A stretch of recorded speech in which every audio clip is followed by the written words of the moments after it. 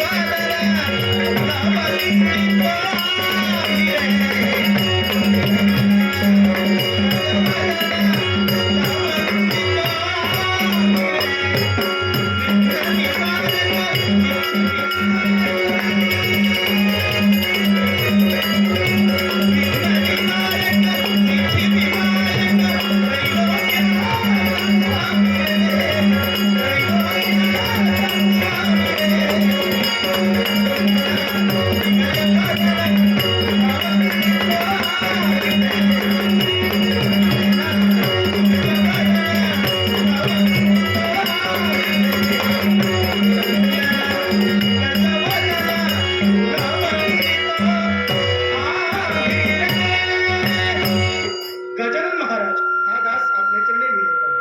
वरंबर हे वरंबर हे वरंबर हे वत्स सूत्रधरा मी माझ्या मातेच्या मृगमांडीवर बसून पिताजीचं तांडवनृत्य पाहत असताना तुझी नीलमणी हात ऐकली आणि या रंगमंचावर फिरणं झालं. सांग रे माझ्या प्रियवंता मला एकाएकी हात देण्याचं कारण. विघ्ने बहु येती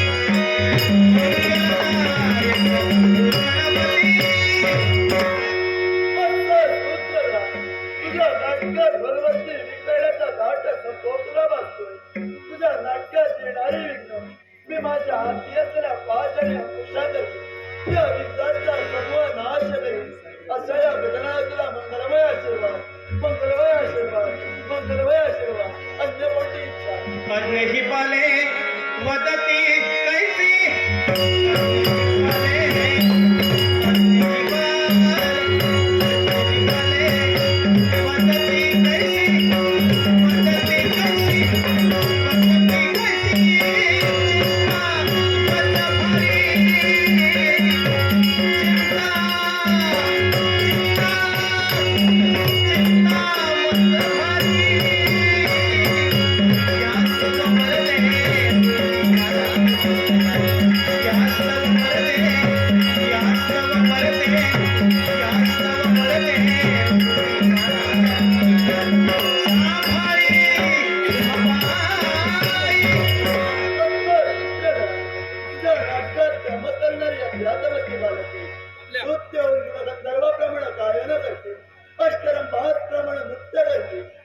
बृहस्पती प्रमाणे भाषण करते.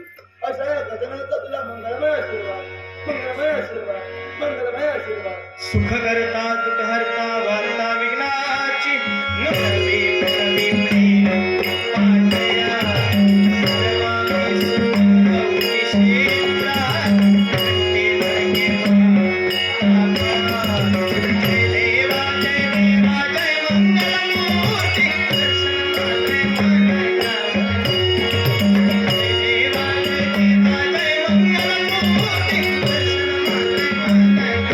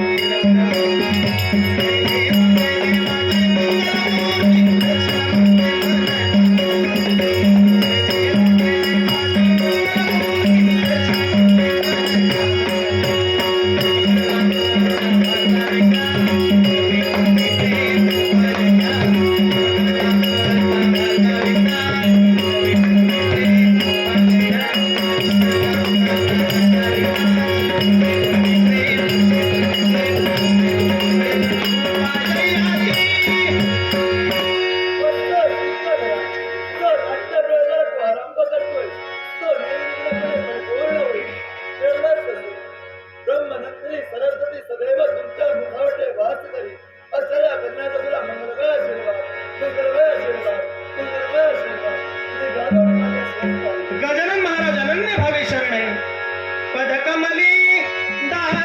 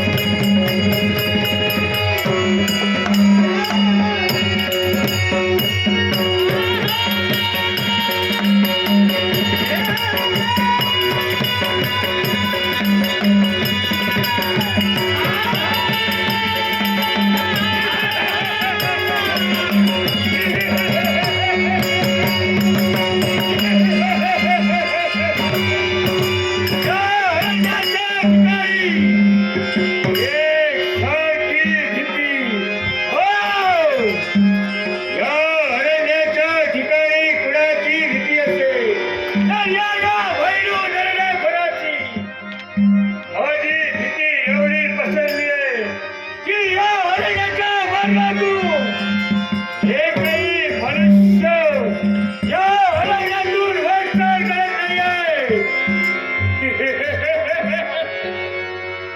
कारण या भैरू नगऱ्या खुलाच्या नगरेत जो कोणी आला त्याचं मार्ग त्याचा जवळ असणारा दार दागिने विठ्ठलाचं कर्तव्य हा भैरू नगरावर करतोय. जर का या नगरे मी घातले नसेल तर माझ्या पोटाची खळगी माझा उदरनिर्वाह होत नाहीये. म्हणून जो कुणी या अरण्याच्या मार्गातून जात असेल त्याची लूट पाव हेच माझं नित्याचं कर्तव्य. पण आठवतोय तो प्रसंग भैरव दरेखोर याच्या पूर्वी भैरव या नावाने ओळखला जात होता. कारण माझं सुद्धा कुटुंब होतं, माझा सुद्धा परिवार होता. पण तो काळाचा कायदा कुणालाही चुकला नाही. ज्यावेळी माझे आई बाप निवर्तले गेले त्यावेळी या भैरव या भैरवावर उपास मारीची पाळी आली. या वस्तीतील एकही जण या भैरवाला कुणीही मदत केली नाही. कुणीही 2 वेळचं जेवण सुद्धा मला दिलं नाही. म्हणूनच या भैरव हा भैरव एक सारखा विचार करू लागला. कोणत्या प्रकारे काय केल्यानं माझं उदरनिर्वाह होईल. तो एक सारखा विचार करत असते. माझ्या मनात विचार आला. विचार कोणता असेल तर याच्या पुढे या वस्तीतील कुणाजवळही हात पसरावे नाही, कुणाजवळही भीक मागायची नाही. स्वतःचं पोट स्वकष्टानं कुठलंही तरी काम करून माझा उदरनिर्वाह करावं. म्हणून या अरण्याच्या ठिकाणी भैराचं भैरू दरेखोर म्हणलं. कुणामुळे असेल तर या परिस्थितीमुळे भैराचा भैरा आज दिनापासून या अरण्याच्या ठिकाणी जो कुणी येत असेल त्याला सामोपचाराच्या बोलाने सांगावं. त्याच्या जवळ असणारे दागिने मागावे. जर का सांगून ऐकला तर ठीक, त्यापेक्षा त्याला ठार मारावं. त्याच्या देहावर असणारे वस्त्र दागिने लूटपाट करून आजपर्यंत मी माझ्या पोटाची खायली भरतोय. पण आज कित्येक दिवस झाले या अरण्याच्या ठिकाणी मी दबा धरून बसलेलो आहे. पण या मार्गातून एकही मनुष्य हे जात करत नाहीये.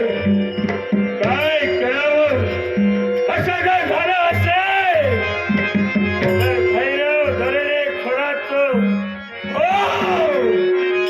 भैरव दरेखोराचं पोट कसं भरणार. एक सारखा विचार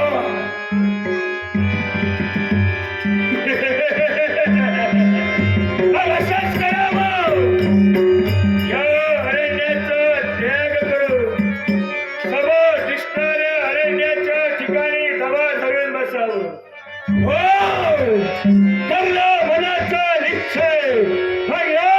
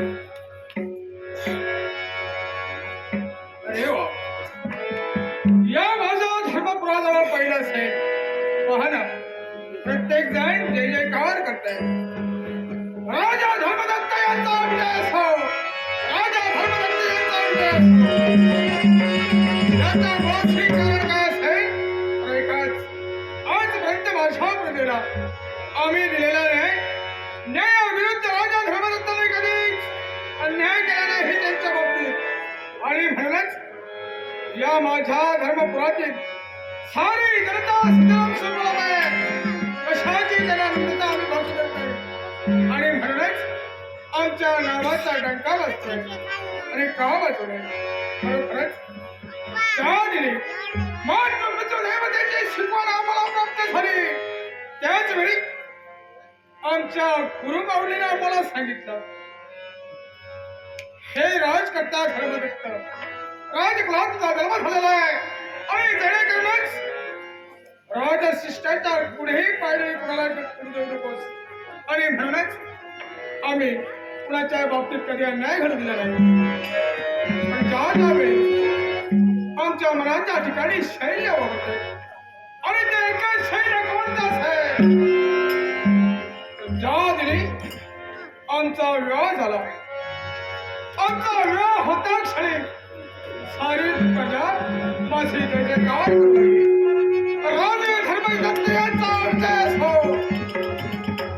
पदाचे पदाधिकारी मानाचे मानकरी हल्ल्यास सभा मंडपात बसले होते आणि म्हणूनच आमच्या मनाला देखील वाटू लागलं या पुढं होणारा आमचा भावी युवराज होणार आहे आम्हाला पण काही दिवस लोटले गेले काही दिवस लोटले गेले त्या एक एक क्षणाची मला आठवण झाली विमान कसा भेट सांगताय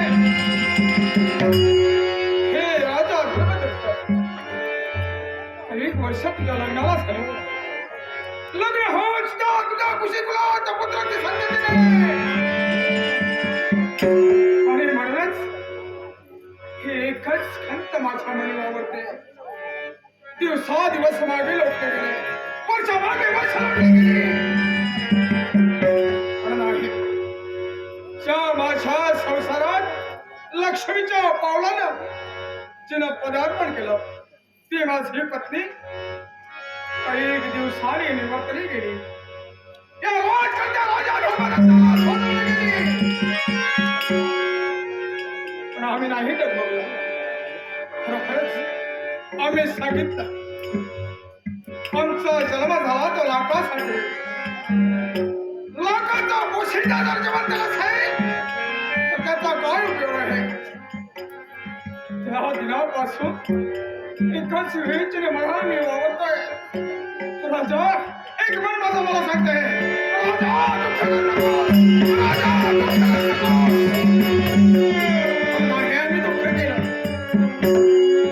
न्यायानिशी आम्ही ताट मानेने उभे राहिलो आणि म्हणूनच आमचे सरसेनानी विजय या राष्ट्रासाठी त्यानं काय केलं नाही आपल्या पंचपाल ज्यावेळी परकीय शत्रूचं आक्रमण आमच्या राज्यात झालं त्यावेळी परकीय शत्रूला बंधून लावण्यासाठी आमचे सरसेनानी घातले गेले डोळ्यात तेल घालून जगता पारा ठेवण्यासाठी तत्पर झाले आणि म्हणूनच आमच्या अवधेत आमचे सेनानी वावरत आहेत आमच्या सेनानीने आम्ही सांगितलं हे विजय मला नव्हे मला लग्नाचा मोह नाहीये पण माझ्या जनतेसाठी या राजाला राणी हवी आणि म्हणूनच राजाला राणी हवे यासाठी चला राज्याच्या ठिकाणी या राजासाठी एखादी वधू असं आम्ही आमच्या सैनिकाकडे सांगितलं प्रत्येक राज्याच्या ठिकाणी आमचे सेनानी जात आहेत प्रत्येकाला विचारत आहेत आणि म्हणूनच ज्या राज्यात माझ्या सरसेनेने गेलाय अद्याप त्याचं येणं झालेलं आहे पण काही क्षण माझ्या विजयाची मार्ग प्रतीक्षा करा हेच योग्य आहे पाहूया मार्ग प्रतीक्षा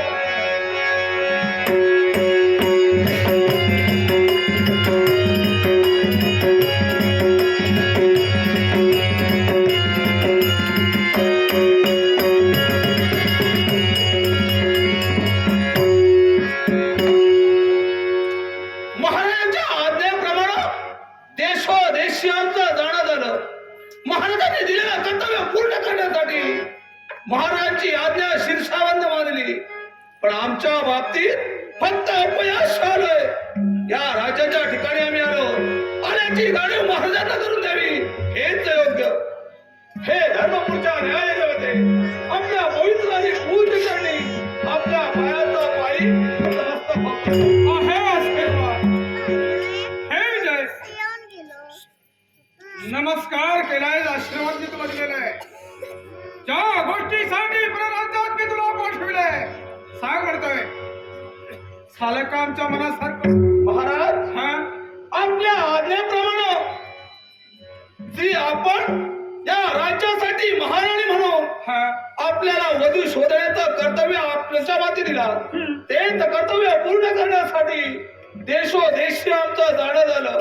हा प्रत्येकाच्या दारोदारी जाऊन आम्ही मागणी केली.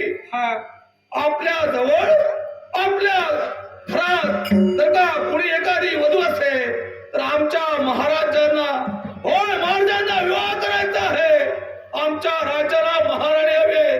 पण प्रत्येकानं आमच्या गोष्टीला विरोध केला. काय? आणि विरोध कशासाठी केला असेल? कशासाठी? एकाच गोष्टीसाठी. सांग सेनापती. आपले महाराज वयाने वयोवृद्ध झाले आहे आणि म्हणून आम्ही आमची कन्या त्यांना देऊ इच्छित नाही. विजय, अरे सांग तुझ्या मुखातून शतवार पडताय. म्हणे राजकर्ता वयाला वयोवृद्ध झालेला आहे आणि अशा राजकर्त्याला कोण अशी वधू देणार आहे असे तुझे शब्द मुखातून बाहेर पडतायत. होय महाराज. पण विजय, राज्याला तर महाराणी हवीच आहे. काय करू? कोण माझा प्रश्न सोडवे? विजय आहे ना, यात मार्ग आहे म्हटलं. काय? होय, याच्यासाठी मार्ग आहे. मार्ग आहे विजय. सांगा महाराज, असा कोणता मार्ग आपल्याला दिसतोय? एकच शेवटचा मार्ग माझ्या नेत्रासमोर मला दिसतोय. आणि जर का तो मार्ग माझ्या मनाने सोयीत झाला असेल तर राजाला राणी देखील मिळणार आहे आणि हे राज्य सुजलाम सुफलाम अजूनही होणार आहे. म्हणजे महाराज, हा, आपल्या दृष्टिकोनात अशी एखादी कन्या आहे ना. जी आपल्याशी विवाह करेल, त्या आमच्या राज्यासाठी महाराणी म्हणून मिळेल. होय. मग सांगा महाराज, अशी कोणती कन्या आहे त्याच्या पित्याजवळ जाईल, आपल्यासाठी मागणी करण्याचं कर्तव्य आपला सेवक म्हणून आम्ही करेल. शाबास. आणखी काय हवंय मला? हे विजय, जे मी तुला सांगणार आहे ते योग्यच सांगणार आहे.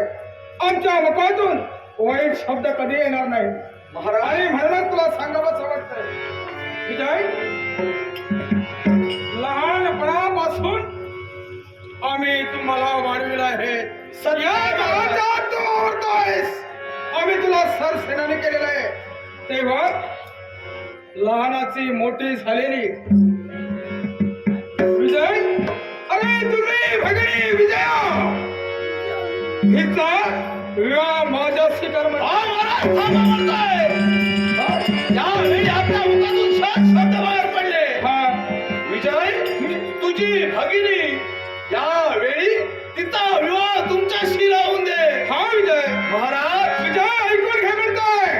हे मी का म्हणतोय? कशासाठी? अरे तुझी भगिनी लहान जरी असते, या माय माऊलीसाठी महाराणी हवी आहे. या लाख प्रियेसाठी महाराणी हवी आहे. आणि म्हणूनच या माय माऊलीची जी माना खाली झुकताय तर ताट मानेला पुढ्या राहिला पाहिजे. म्हणूनच तुझ्या भगिनीची मी मागणी करतोय. राजे, जेणेकरून ज्या सरसेनानी पदावर तू आहेस तुमचं पद देखील वाढणार आहे.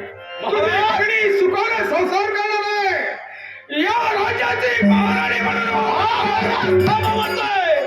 आपल्या मुखातून शब्द बाहेर पडताय. यावेळी आपल्यासाठी नव्हे तर या राज्याला महाराणी हवी. हा. म्हणून तुझ्या भगिनीचा हात तुमच्या हाती द्यावा. महाराज, आपल्या मुखातून शब्द सत्य बाहेर पडले. आमच्या पितृदेवतेच्या पक्षा हा. आम्हाला लहानाचे मोठे आपण केला. अगदी सत्य. आमच्या पराक्रमावर विश्वास ठेवू. सर सेनापदाची पद आम्हाला भार केला. हा. एवढंच नव्हे तर आपण तो विश्वास आमच्या वरती दाखविला. तो विश्वास सार्थकी लावण्यासाठी वेळोवेळी आम्ही आमच्या छातीची ढाल करू. पण महाराज यावेळी प्रश्न आहे तो माझ्या बहिणीच्या मनाचा आणि म्हणलं तुझ्या भगिनीचं हित व्हावं हेच माझं ध्येय आहे महाराज आणि म्हणून तुला सांगतोय तुझ्या भगिनीचा अवयव आमच्या स्वीकार म्हटलं मुळीच नाही काय? माझ्या भगिनीचं हित कशात आहे याची पूर्ण कल्पना मला आहे त्या विश्वाच्या ठिकाणी प्रत्येकाला व्यक्ती स्वतंत्र आहे हो माझी बहीण कुठे तुम्हाला एका गंजा समान आणि असं असताना तिच्या बाबतीत आपण हा विचार करावा हे विजय तुझ्या भगिनीच्या सुखाचा संसार हो हे माझं ध्येय आहे आणि म्हणूनच माझा कुठेतरी या माया माऊलीचं रक्षण होणार आहे याच्यासाठी माया माऊलीसाठी आम्ही तुझी भगिनी मागितली आणि तू म्हणतोय नाही पण ऐकून घे माहिती आम्ही राजा आहोत राजशिष्टाचार जर का कोणी पायदळी तुडवला असेल ना तर त्याला शासन कामी करण्यात आहे महाराज आपण राजा आहात ही तर आपली योग्यता जाणून आतापर्यंत आम्ही गप्प बसलोय आणि तर का तुमच्या जागी कोणी दुसरा असला असता एवढ्याच त्याची मान मारायला असता हे विजय साधूच्या मुखातून शब्दवार बोलतोय म्हणे आम्हाला देखील प्रतिकार करण्यासाठी तुझे हात स्मरण मारतोय आणि म्हणूनच विजय चालून आलेल्या संधीला असेल आता नकोस रे अरे ही संधी तुझ्या पायापासून चालून आलेली आहे या संधीचा सोडा करतोय मुळीच गरज नाही काय? अशा संधीची गरज या विजयाला नाही माझ्या बहिणीचं हित कशात आहे हे मला पूर्णपणे ज्ञात आहे म्हणजे या गोष्टीला तुझा होकार नाहीये पूर्णपणे नकार आहे काय शिवजय वास बोलतोय जर का या राज्याला मारणी मिळत नसेल आणि तुझी भगिनी मला देत नसेल राज शिष्टाचाराच्या वतीने तुला सांगतोय बोला ना तुझ्या भगिनीचा हात माझ्या हातीने म्हणतोय मुळीच देणार नाही. नाही तर याचा परिणाम फार वाईट होईल माझ्याचा प्रसंग घडला तरी चालेल. पण आपल्या शब्दाला होकार देणार नाही. माझ्या बहिणीसाठी गेला तरी प्रयत्न. मग ठीक आहे आपल्या मनाला असं मला विजय नाहीये. असू द्या हे विजय जर का माझ्या शब्दाला होकार देत शब्द तुला नसेल तर शेवटी माझा नामलाच होतोय मग या राज्यात तुला राहून ते तुझा काय उपयोग आहे होय? या राज्यात नव्हेच तर यावेळी हा राजकर्ता तुला जबाबदारी ठेवणार नाही म्हणतो राजे, होय. या राजसिंहासनावर बसून एक राजकर्ता म्हणून आपण ताट मानायला लागता. हा? त्याच्या मुळाशी कारण कोण असतील तर माझ्यासारखे सैनिक होय. कारण या राज्यावर आलेली संकट ज्यावेळी आम्ही आमच्या छातावर घेतो अगदी हे बरोबर. या राज्याच्या ठिकाणी आपण राजकर्ते म्हणून वावरता. तुझं बोलणं की सत्य आहे अरे राष्ट्रासाठी प्राण पणाला लावलेस ते केवळ या राजकर्त्यासाठी मग मला सांग हा राजकर्ता तुला वेतन देतो की नाही महाराज, होय. आपल्या तुटपुंज्या वेतनावर आम्ही जगणारे नव्हे. आम्ही या राष्ट्राची सेवा करतो याच्या मागे कारण काय असेल तर आमच्या पूर्वजांनी आपल्या रक्ताचा पाणी करू जो मोठेपणा मिळविलाय त्याचाच मोठेपणा राखण्यासाठी आतापर्यंत आम्ही आमची चाकरी करतो. होय, शिवजय, राहू दे तुझा मोठेपणा बाजूला. मला त्याची काही गरज नाही मला फक्त हवी तुझी भगिनी विजय हवी मुळीच मिळणार नाही.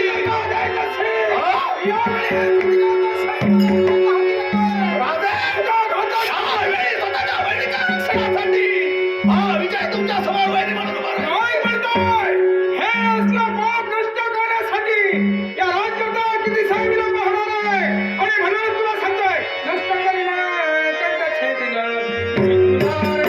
पामरा नष्ट करीना कंठ छेदिना पामरा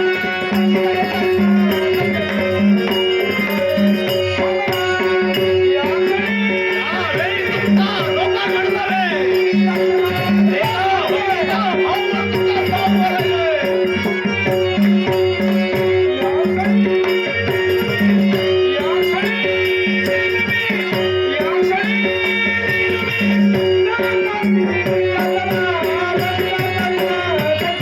या राज्याच्या हितासाठी आम्ही आमचा प्राण वापरतो. यावेळी निष्ठेचा माझा वैरी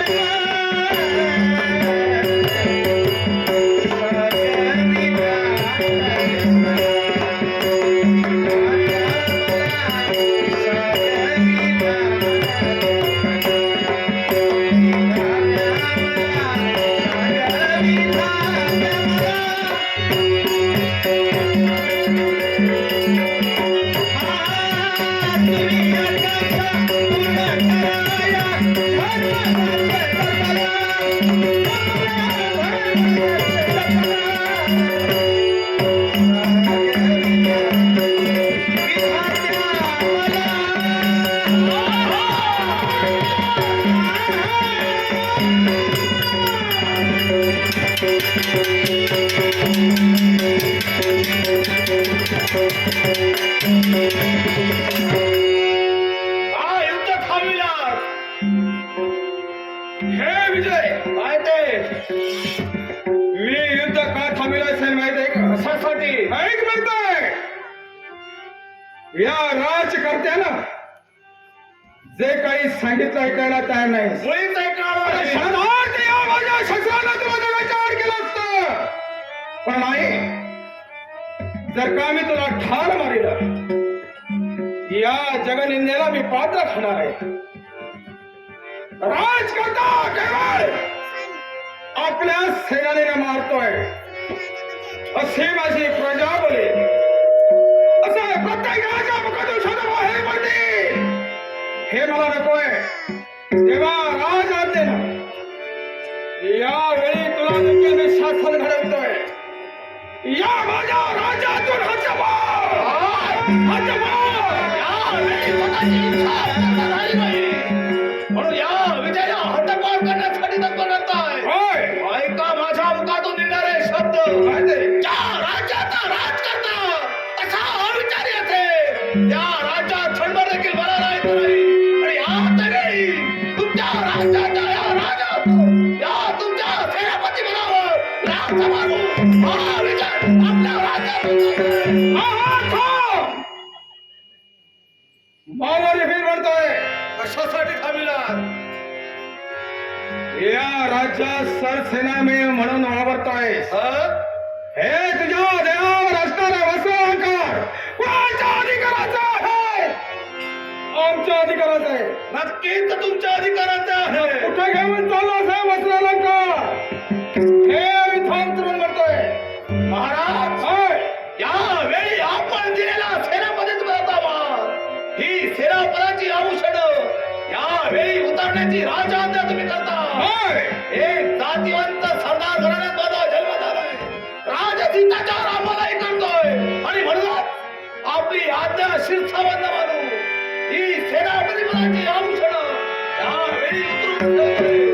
त्या सेनापती पदाची गरज हे सोने वस्त्रालंकार उतरू. नाही मला दुसरी गरज. जो माझ्या आज्ञेत वावरत नाही, त्याला मी माझ्या राज्यात नाही ठेवू शकत. अरे वस्त्रालंकार खपवून ठेवतोय.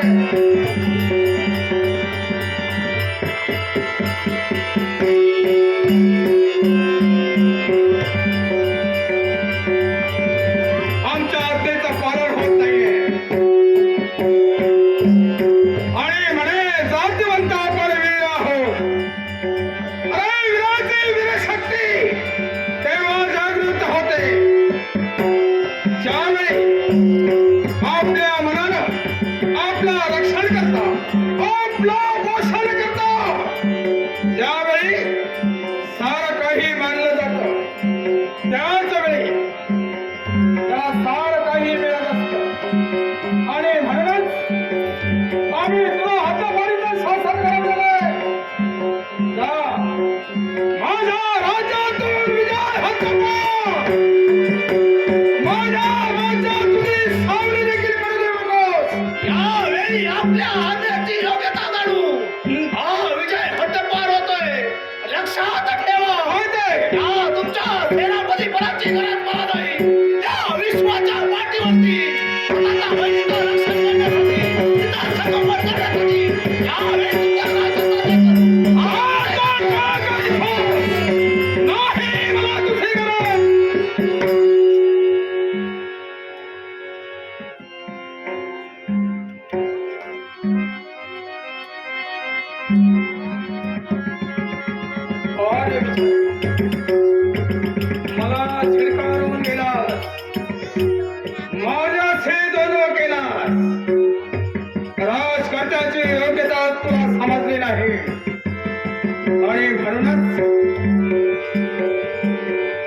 पण मी असं का केलं? पण मी असं कुणासाठी केलं? मला तर ती विजया हवी आहे. होय, आणि जर का हा विजय आपल्या भगिनीला घेऊन राज्यातून पळून झाला असेल तर मला विजया मिळणार की कशी काय? होय, विजय विजय अरे थांब, विजय.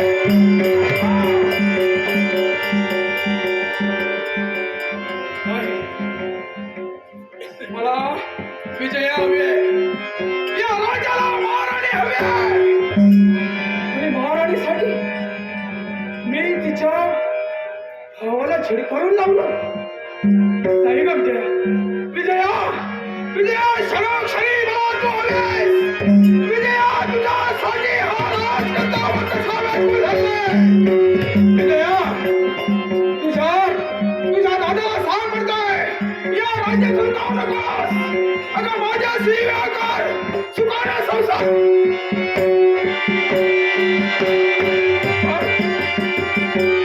असं काय होते?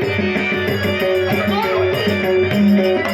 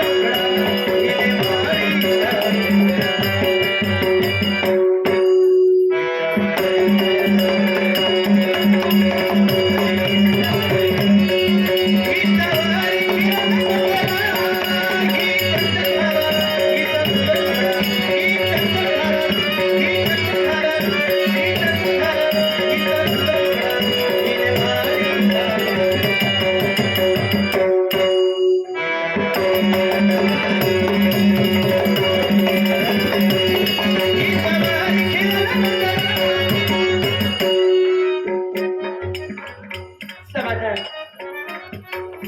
क्षणभर का विधान या माझ्या महालात मन एवढं माझं समाधानी होतं ना की खरंच नशिबाच्या खेळात खरोखरच भाग्यवान ठरले असं म्हणायला काहीच हरकत नाही. कारण कोण माझं अहोभाग्याने म्हणूनच तर या राज्याचे राजकर्ते यांच्या कृपेचं कृपाछत्र आमच्या पाठीशी सदैव आहे. म्हणूनच तर मी आणि माझे बंधू या राज्यात अगदी आनंदाने समाधानानं वावरतोय. पण खर्च मात्र एकाच गोष्टीची वाटते मला. ज्या मातृपितृ देवतेनं आम्हाला जन्म दिला या राष्ट्राच्या सेवेसाठी या देशाच्या सेवेसाठी रणांगणावर लढत असताना माझे जन्मदाते पिता वीरगतीला प्राप्त झाले. लोकांची यात्रा संपवून परलोकी गेले. प्रत्येक कन्याचा आपला जीव हा आपल्या पित्यावर असतो. पित्याचं छत्र अरपलं आणि त्यात दुःखाची धास्ती माझ्या आईनं घेतली. आणि माझी आई सुद्धा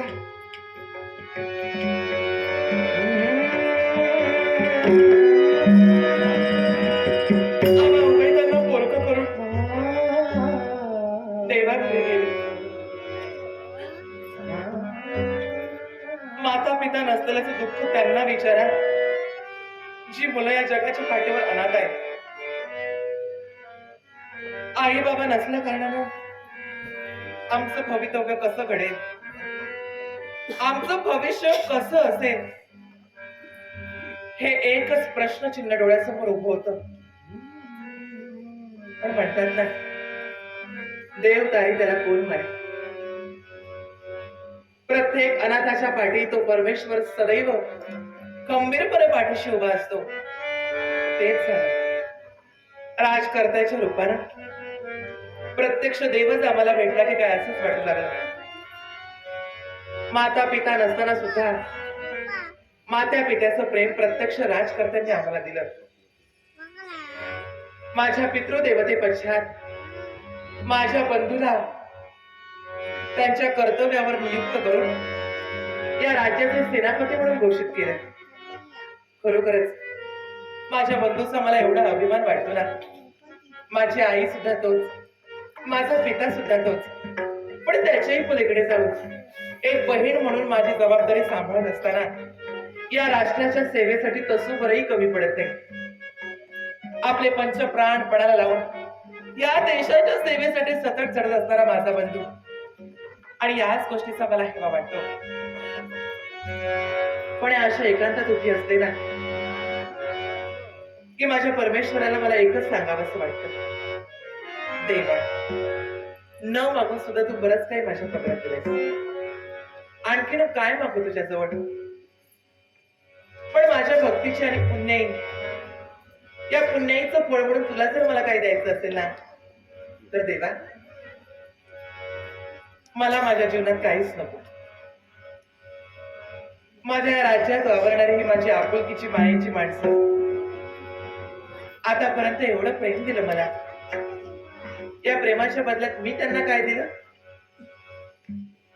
पण तरी सुद्धा माझ्या देवाजवळ माझं एकच मागणं आहे, हे देवा, तुला जर माझ्या भक्तीचं काही फळ द्यायचं असेल तर या माझ्या लाख प्रजाजनांना अगदी भरभरून सुख दे, अशी सद्बुद्धी दे.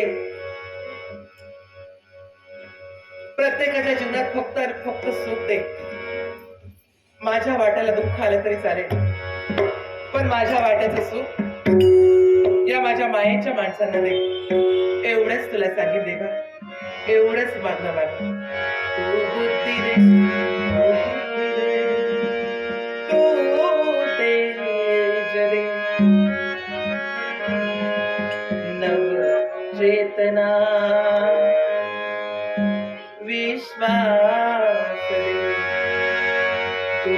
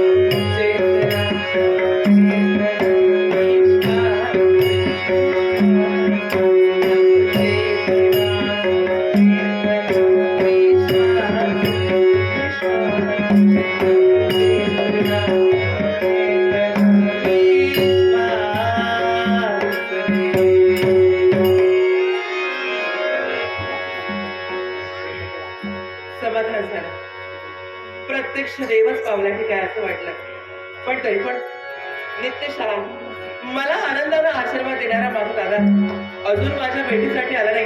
राहिला तरी कुठे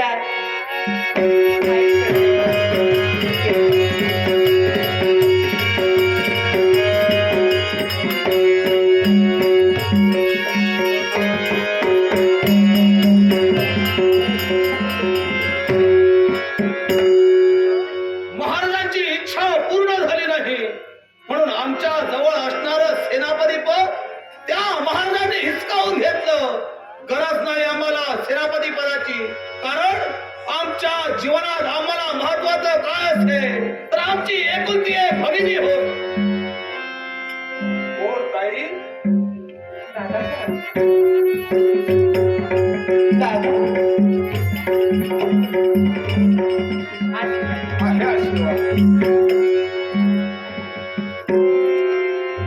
दादा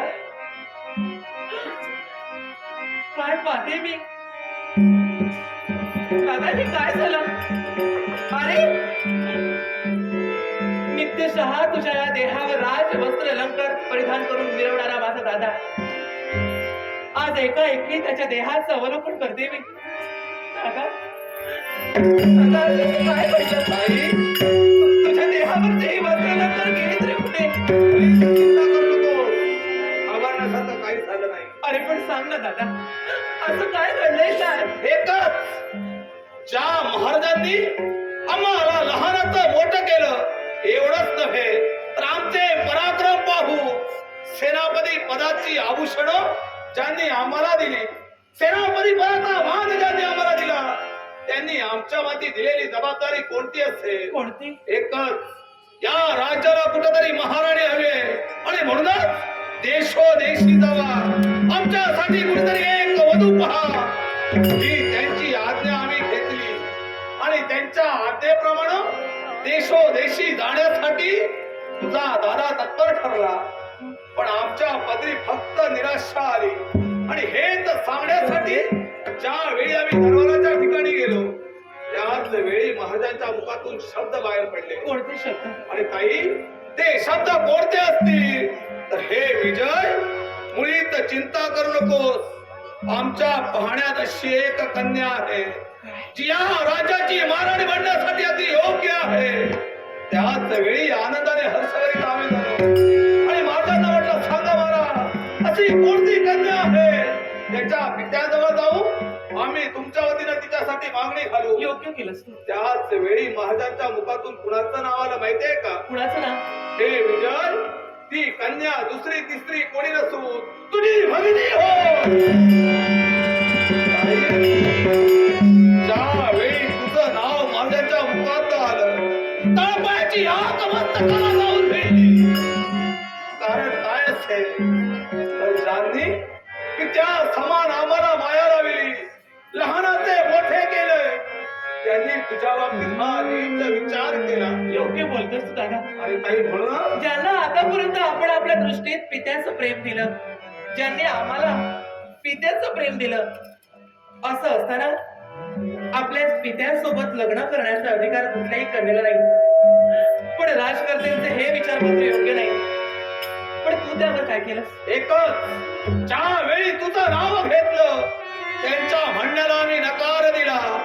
अंती शाब्दिक ज्यावेळी वाद झाला त्यात रूपांतर संघर्षांत झालं. एवढंच नव्हे, महाराजांच्या आणि आजची शस्त्राला शस्त्र भेटले. त्याच वेळी अखेर महाराजांनी युद्ध थांबविलं आणि राज आज्ञा आम्हाला दिली. हे विजय, जे सेनापती पदाचे आभूषण तू तुझ्या अंगावर मिळवतोय, राजाज्ञा तुला आहे. सारी वस्त्र अलंकार उतरून ठेव. एवढंच नव्हे, माझ्या राज्यात राहण्याचा अधिकार तुला नाही. यावेळी माझ्या राज्यातून हद्दपार हो. ताई, माझ्या बहिणीच्या सुखासाठी, माझ्या ताईच्या सुखासाठी सेनापती पदावर राख आम्ही मारली. एवढंच नव्हे तर महाराजांना शब्द दिला, तुमच्या राज्याची आम्हाला गरज नाही. या विश्वाच्या पाठीवर मी आणि माझी ताई आमचं जीवन कोणत्या प्रकारे जगायचं आमचं आम्ही पाहून घेऊ. म्हणून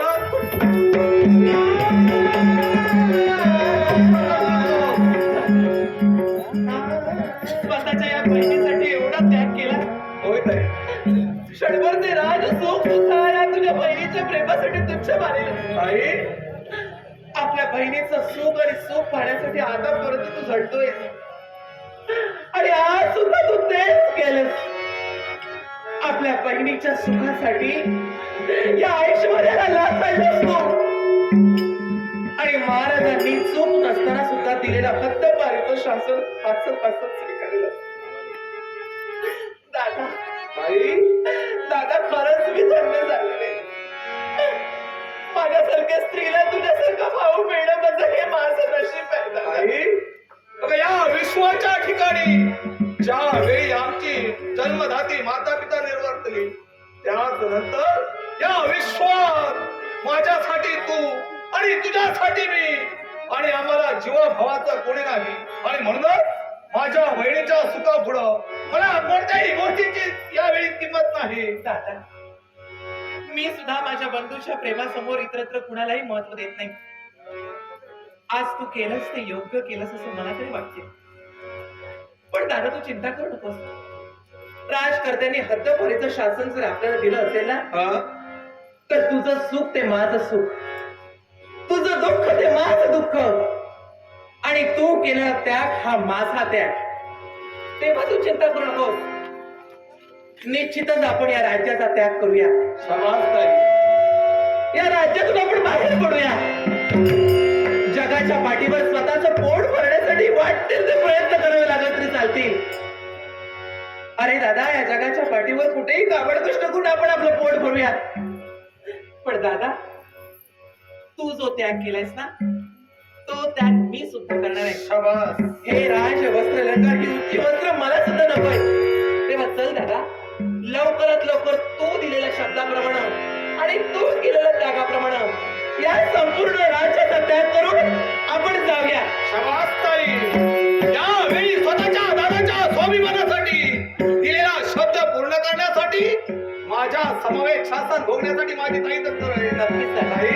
यावेळी अभिमान वाटतोय, तू माझी ताई आहे आणि म्हणूनच तरवरतोय. या राज्यात आपल्याला क्षणभरही थांबायचं नाही आणि दिलेल्या हद्दपारीचं शासन यावेळी भोगण्याचं